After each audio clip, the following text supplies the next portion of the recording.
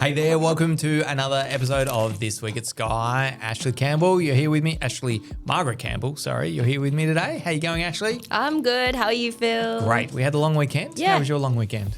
Very good, very busy, lots of fun. How was yours? You went away? Yes, I went to Echuca with the family, which was good. Kate's family, so a whole bunch of in-laws, a whole bunch of little kids. Whoa. It was very good. How good? Were you camping?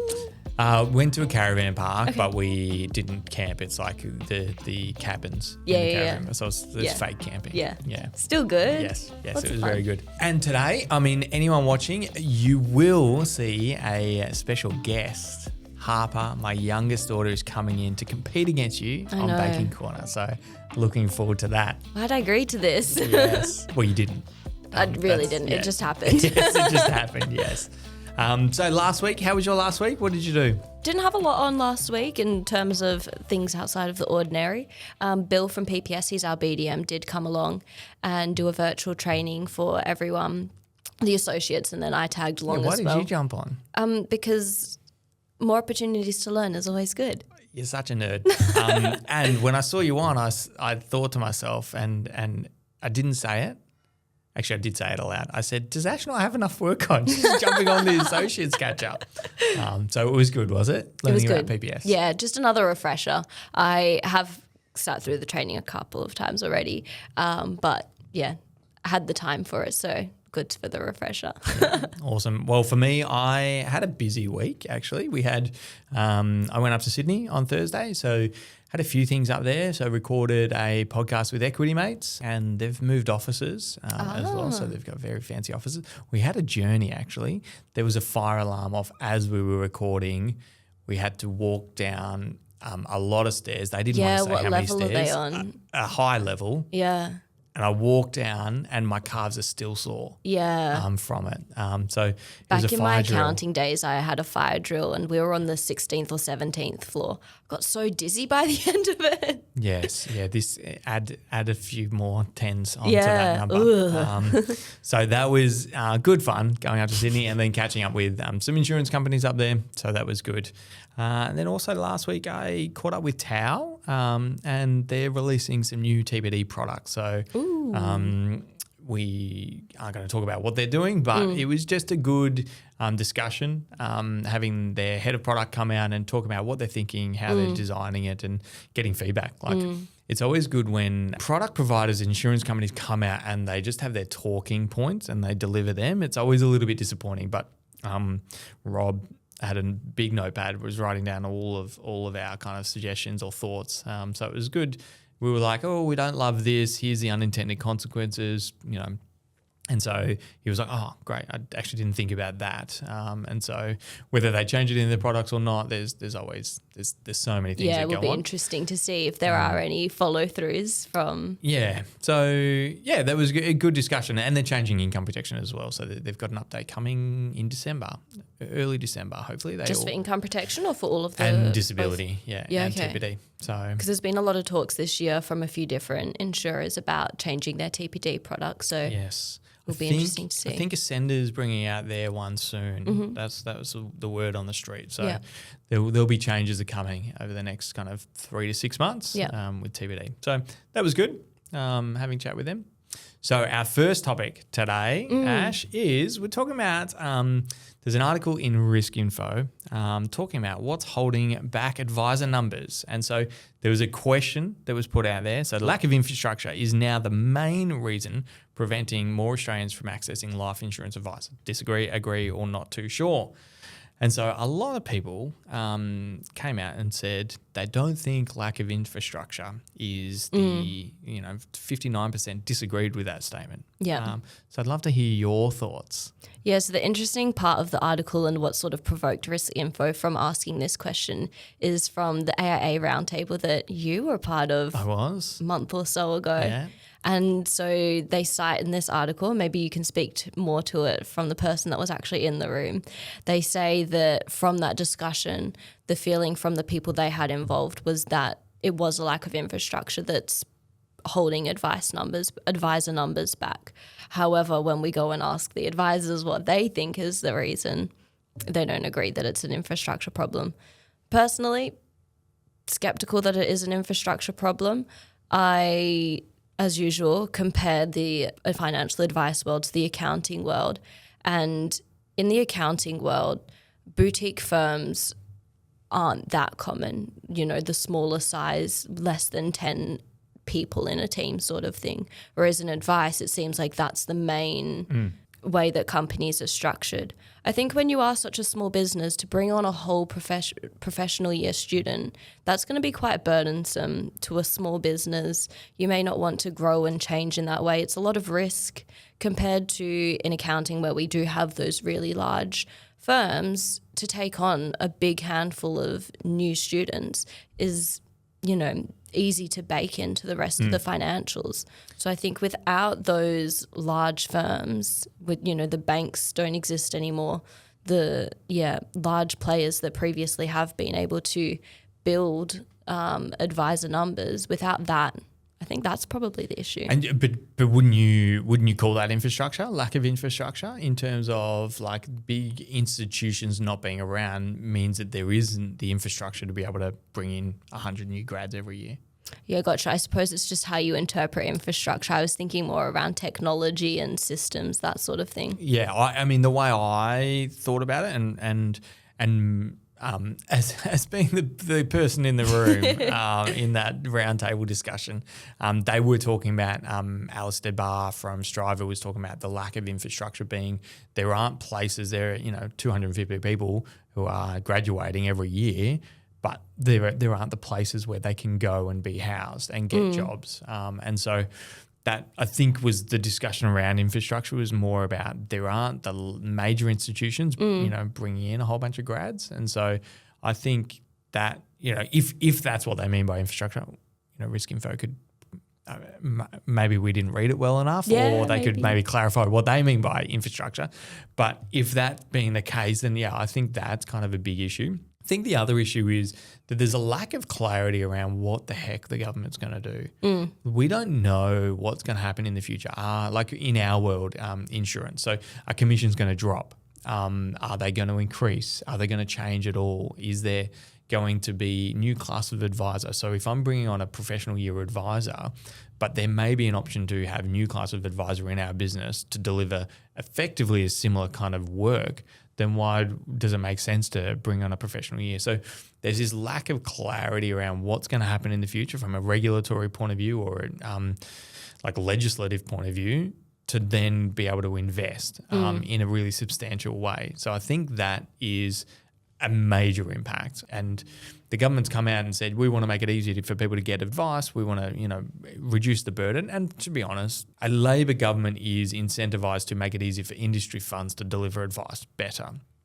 Now, that may sound partisan, but it's true, and industry funds should be able to deliver advice. A lot of Australians are invested in industry super funds, so they should be able to call up and say, hey, should I put more money into my super, or how do I retire? Sure. Like, is there transition to retirement strategies? So, single-use advice pieces, they just can't offer that service in a scalable measure. But that's that is what I actually think is a bigger concern than just this idea we don't have big businesses to be able to house all these graduates. Well, I mean, when I was a graduate looking for a new role, there were still plenty of options available. So it's not like no one is out there willing to take people through professional year. Yeah, I agree. All right, our next topic. So PPS, one of the insurers, has come out all guns blazing. So called to release the handbrakes on risk advice. So Michael Pillemer, the big dog, the CEO at PPS, has come out and said, hey, there's problems. Now let me read through some of the action statements. So we want to make a change on statements of advice. How do we make it easier? So the quality of advice review recommendation came out 2.5 years ago. Yeah, can you believe it's been that long? I can, because governments move very, very slowly. You've told me this from day one, and from watching this quality of advice review process not really unfold, that's helped me realise, yeah. Yeah, when you're young and you're hopeful and you're optimistic, now don't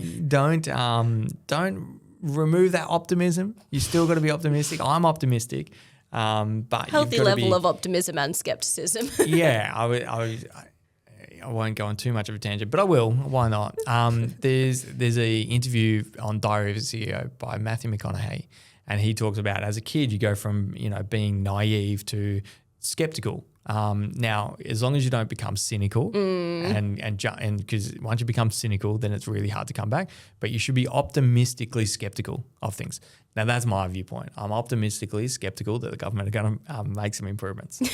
So 2.5 years of quality of advice review, and it hasn't changed yet. Nothing's changed with regards to a statements of advice.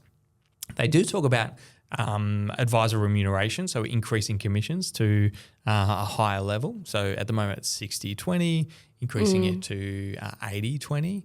I remember hearing through the AIA roundtable as well, that was a point of discussion. Yeah. It seemed like most people in the room were in favour of that commission structure being brought up a little bit in some sort of way. Yeah, and what are your thoughts? Don't know about what it looks like from a business perspective in terms of the feasibility. Yeah, the 80-20 doesn't actually matter for you individually, but doesn't really matter for me. But if it does mean that more people are getting insurance advice, well, that's a good thing. Yeah. And a lot of the insurers think it's a better model as well because they've seen the commissions drop, and the insurers are advocating. They were a bit hesitant in advocating a lift, but now the government have kind of eased on their idea of commissions. Now they're all starting to go, actually, maybe we can start to advocate. And if the insurance company, who are the ones are paying the commission, are wanting to increase it, then I think from a government point of view, it makes sense to start listening to them.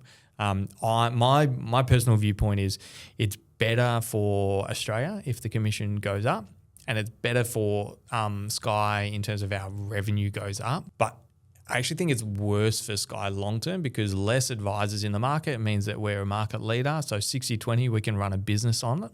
That commission structure will continue to ingrain our position as a market leader. And so it's kind of selfishly, I'm okay with 60-20 because it makes my business stronger. But I don't think it's best for the market, the industry. I think 80-20 makes a lot more sense. And so would you go out there and advocate for 80-20, or are you staying quiet on this one? Well, the other thing is, I want it to happen, but the other thing is just an optics. An advisor going out there and saying, hey, give us more money is kind of just this inherent conflict. It's all conflicted. All policy advocacy is conflicted. Every industry is going to advocate for their benefit. But the reason I wouldn't be out there, marching and saying it needs to increase is because it's very conflicted to say, give us 20% more commissions, even though I do believe it is better for Australia. Yeah. Now, the next thing is action on better industry facilitation of advised life insurance. Basically, there is this perception that insurance within superannuation is best, it's cheapest, it's easiest, and go ahead. And so more kind of like industry facilitation to go, hey, that is a great option for people through your super fund. But a quote from it says, at the end of the day, group income protection in most scenarios is inferior to the outcome achieved when receiving advice from an advisor. You look at claim statistics in terms of the level of claim paid out when it's an advised policy versus group. Group policies for life and TBD is like in the low hundreds of thousands. Like I think life insurance was like $164,000 is the industry average claim amount for life insurance. But advised policies is higher, much higher than that, at $500,000. There's a lot of data points saying that getting advice is really good in the consumer's best interest because it actually protects them and making sure we're adequately protecting them. And this idea that, super's best, probably needs to be, a realistic, discussion around it. What are your thoughts on that? The other thing that they make mention to in the article is that the claims outcome is better. So if you're utilising an advisor, you're more likely to have your claim pay out because you have that advisor backing you as well. Yeah. To be honest, I actually don't know if I believe Michael's point on that because APRA do put their claim statistics rates and there is a disparity and it's actually lower from an advised point of view. And my reasoning and why I believe it's lower is because I believe an advisor will understand our clients and go, actually, let's give it a go and make a claim and submit a claim, even if it's, may or may not be a claimable event. Yeah, okay. I don't think insurance companies are going, advisors are submitting it, so let's decline more. I think there are a whole bunch of other factors. They're just advocating for other situations that might not actually. They're just giving it a crack. Yeah, and the other thing is when you have higher levels of cover, you're going through underwriting, and so that's when an insurance company has a mechanism to put an exclusion. So if you go for a claim for mental health, but you've got a mental health exclusion, that'll still be covered under that decline rate. So again, Michael, good points, but I actually don't believe that's true. So the other point was action on ease of doing business. So Pillemer stresses that insurers must also urgently make it easier for advisors to do business with them. Thoughts? Yeah, fair enough. 100%. And we do our, I mean, that's actually a reason we do our insurer feedback. And we collate that information and give it back to the insurance companies because we talk about, is it easy enough to do business with you or not? And we've actually taken a stance with one insurance company where we've put them on pause and said, hey, it is so incredibly difficult to do business with you. We don't think it's in our client's best interest to place a policy with you. And hopefully that's a really short-term move because we want to make sure we've got a spread of the market. We want to give all options to our clients. But if it's in, I talked to Matt last week and he said I have not recommended this one insurance company since the start of the year because of these really poor outcomes for clients. Ease of doing business is incredibly important. 100%. And then the last point is action on removing other red tape. So basically there's so much red tape in our industry. There's so much, going on. What are your thoughts overall with kind of Michael's overarching point of view? Overarching, there is a lot of room for things to be made a lot easier. And as you're saying, things do move slowly, but hopefully we start seeing some results from that quality of advice review. Yeah. I mean, good. It's good to see a insurance company CEO advocate for, how do we get more insurance, more Australians insured well. And it's better for everyone that's insured if there are more people that are insured. So exactly. Yeah. All right, Ashley, what client stories have you had last week? Had a not so great interaction with a client last week. Oh, what did you do? Did you yell at them? I did. Yes, I'm very, very scary. That sounds like something you would do. Yeah. Exactly. Yeah. No, never. I was chatting with a client last week who it's been a couple of months since we presented their advice to. Naturally, the goal is to get people moved through the process relatively quickly. They just had some life stuff come up, so it's been a bit slower. But as we were getting towards the end of the process, they were just about ready to sign their advice document. They said, hey, I just got an ADHD diagnosis last week. And I said, oh, thank you for letting me know. Yeah. We make a big effort throughout most of our process in our initial phone call, in some follow-up emails, just to ask our clients, do you have any investigations pending? Do you have any medical situations you're having a look at?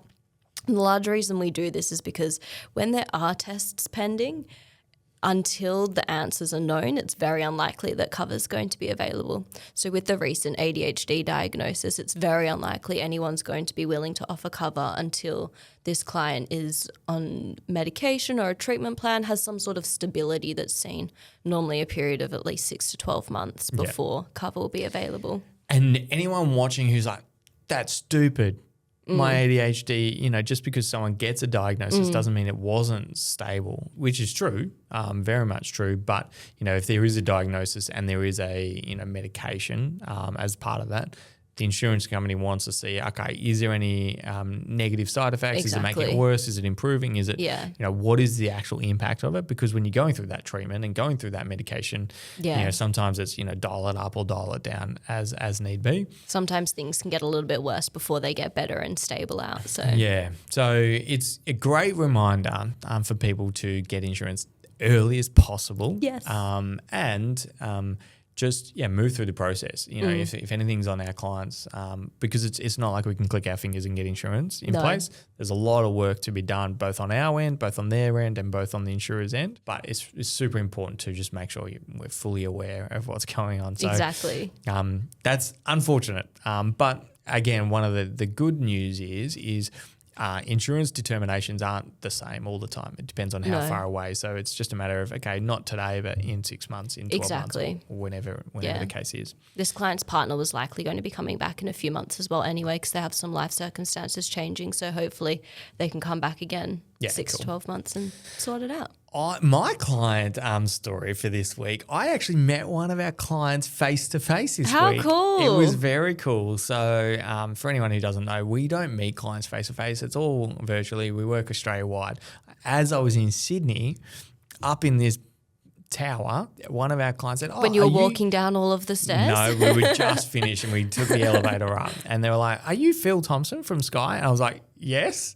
And it's like the first time anyone's ever said that to me. One of our clients, shout out Chamath, for saying g'day. And it was so good because I was like, oh, cool. How, who'd you work with? And he worked with Azaria and Trent at different times. And I was like, okay, what did we do well? What could we have done better? It was so good. I basically just You always grilled say him. that. I grilled him, and I was like, and I was with Bryce and Ren from Equity Mates, and he just gave us a massive shout out and saying like it's so important to get it done, and there were some hiccups with his partner's cover as well, and a similar thing like throughout the process, something could come up. And again, it was a conversation of, well, maybe that was then, but we can revisit it now. And then, in my, feedback session, when I was grilling him, he was like, oh, that's kind of all I can think of. And I said, look, send me an email. Here's my email address. If you got any other feedback, send me an email. So Amazing. it was good to be able to meet a client face to face. Should have got him on your recording with Equity Mates, get a I testimonial should have. live. Yeah, that would have been actually really good. But no, that was good fun. And now it's time to go to Ash's Baking Corner with our special guest. Skye team's ready, forks in hand. Ash's bacon takes the stand. So today we have Coconut pyramids, drizzled in dark coconut chocolate. pyramids.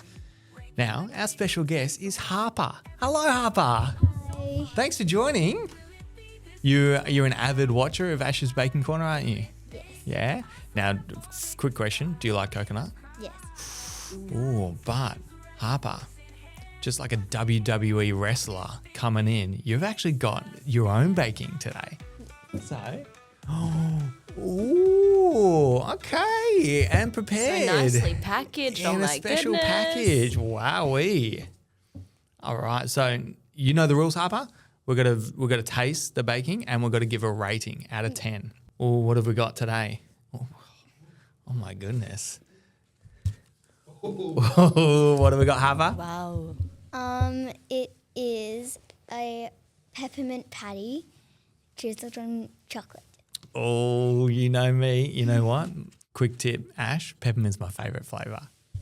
So she had an inside track. I'm in knowing trouble that. here You are in trouble. All right, let's because start. I don't like mint and chocolate together. Oh, Harper's in trouble maybe. So grab one, Harpy. All right, we'll start with Ash's. All right, have a bite. Have some. Okay. I vowed to be nicer. So I will. It's going to look like I'm being a softie because Harper's here, but this is good. What do you think, Harper? That's good. I don't usually put chocolate with coconut. Oh, okay. What do you think? It's a subtle bit of chocolate on the top, but down the bottom it's a lot more. I like it. I'm a big fan of coconut. What's your rating, actually? I don't want to taint your rating. I guess always rate first. Probably a 5. A 5 out of 10. Ooh. Before I give any of my ratings, Ash has got to rate yours. Look at the colour. Oh, they're stunning. Oh, this is so good. I feel so bad about this. Because you don't like peppermint at all. Like I like minties and stuff, but chocolate and mint and milk and mint. So mint slices, Arnott's? Arnott's make mint slices? Is it Arnott's? Yeah, they're my favourite. I don't touch them. I actually like this. Don't be soft. No, Don't be soft. She's The going easy texture's on your really- Harvey. What's your number? it's not too minty. At least the small bite I had. So what's your number? I would actually eat that again. So it's getting a 7. A 7. Okay, all right. Now my rating. Now, Harper, you got lucky because you know what my favourite biscuits are. This tastes like Arnott's mint slices. Like, these are so good. They're very, very rich. So Ash's is really good. I'm actually going to give Ash, this is probably an 8.5. And Harper, you've watched these before. You know I don't give high numbers very easily. So it's very rich. I don't reckon that would be hard to get through that. And that's coming from me. And I'm a sweet guy. So I'm going to give yours a 9.5. You know why? A few reasons why. Because it's peppermint, not spearmint, not that garbage mint called spearmint, peppermint. Number one, presentation. I would have probably given you an 8.5, but presentation gives you a point bump. So well done, hubby. Congratulations. High five. Give Ash a high five. And what were you saying this morning? You were doing some smack talk about Ash's. You were saying you're going to crush her. Yeah. And you got told off by mummy for giving Ash some smack talk, even though Ash wasn't around. Yeah, I taught you well. Awesome. Thank you, Harper. Thanks for coming in. Thanks for baking for us. And we've got extras, don't we, for people upstairs? Yeah. Awesome. Thank you, Harpy. Thanks, Harper. That was great. Ashes baking takes the stand. All right, so what is coming up for you this week, Ashley? Great question. Don't have a lot on. I still have Tal's monthly professional year webinar in my calendar, so that's in there. Haven't decided. We get sent the topic for it normally the day before, so I'll wait and see. Those So block notes. out the time just in case it interests you. Yeah. Ooh, what's a topic that you missed that you just like, nah, no good? I think they had someone come in and talk about the early stages of the professional year process, and that's just not applicable need for that. me anymore. Nah, don't need it anymore. Yeah. All right, for me, I have got an exciting week. Always an exciting week. I have some meeting with insurance companies about the end of financial year report that we did. So we produce a report, we give it to the insurance companies, but we also allocate some time to meet with them, go through it in a bit more detail if you've got any questions. And so I've got, I think, 3 of those meetings this week. Did some last week as well. And also I'm presenting to the associates. Do a catch up. So if you want to come along to that, you're welcome to come along to that. So What are you that'll be presenting on? I am going to do a discussion around the ideal team player. So the book, the ideal book, team yeah. player. So being hungry, humble, and smart. So I'm going to do that. And It's a good book. Everyone should read it. yeah, it is a good book and good concept and very simple concept. I'm a simple guy. I need simple concepts. And so it's just good for, they're new in their careers, learning about how do they be an ideal team player and as an organisation, the way in which we will evaluate their performance over time. Are they aligning to being humble? Because humility is incredibly important in your career, and hungry and smart. So yeah, doing that this week. And then we've got some Skye rides. So I don't know if we've talked about it on I don't think on we have here. yet. Okay, so what we're doing, Ash, is you're not joining because you've No. decided not to. Yes. We're doing a riding challenge. So we are raising money for Cancer Council. What we're doing is for a week in October the, Peter? 13th to the 18th.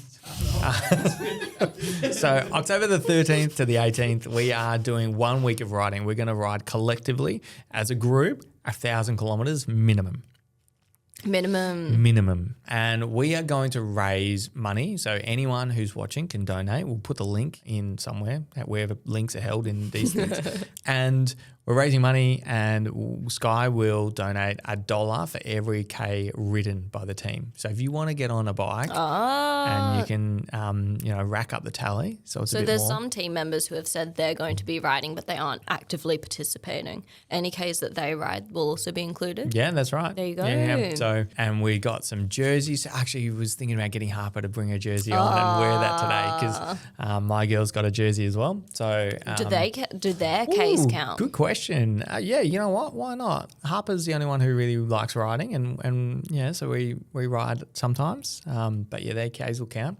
So every kilometre we do, we'll donate $1 to Cancer Council. Minimum 1,000. Actually, if we don't get 1,000, we're not donating a cent. That's so people better step up. Better do it. Yeah, so that's going to be a good week. A few weeks away. yeah, so we're doing the Skye Ride Challenge. Let's go. All right, so we've got some content coming up as well. So Skye Simplifies, we're going to talk about underwriting. What is underwriting? How does it work? There is a monthly recap, so a reel of our September, which is always fun. Doing some Skye myths, so life insurance premiums never go up, so that's a myth, and these crazy science videos that we do. And then we've got a deep dive with Lenny. Lenny over-prepared, and what we're talking about is disclosures and duty to take reasonable care, and this is Lenny's first deep dive. I'm looking forward to watching that one because I saw how much prep she did. Yeah.